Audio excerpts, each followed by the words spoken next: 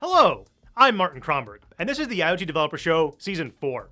In this wrap-up episode, we cover everything we explored this season. In Episode 1, we introduced the Intel Vision Accelerator Design product solutions.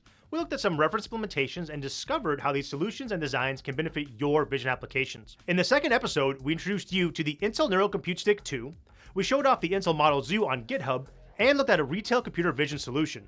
In the third episode, we showed you how to use the Intel NCS2 to build low-power embedded computer vision solutions. We also mentioned that the Raspberry Pi B3 and Intel NCS2 make an awesome prototyping combination. We then walked you through a typical prototype pipeline that's quick and inexpensive to build. In the fourth episode, we used a typical video analytics pipeline to understand the workload balancing concept. We also saw how Intel Vision Accelerator Design product solutions help manage advanced computer vision workloads. In the fifth episode, we learned about FPGAs, or Field Programmable Gate Arrays. You learned what they are, how they work, and some of the unique characteristics that make them ideal for AI applications.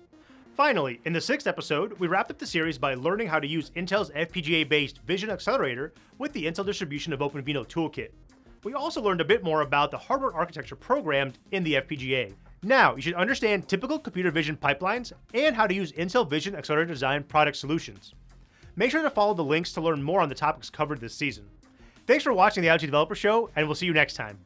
Hey everybody, I hope you liked this video. If you haven't seen our other videos on the Intel Software YouTube channel, remember to subscribe and don't forget to leave us a little comment. Tell us what other material you'd like to see and chat with other enthusiasts who watch our shows.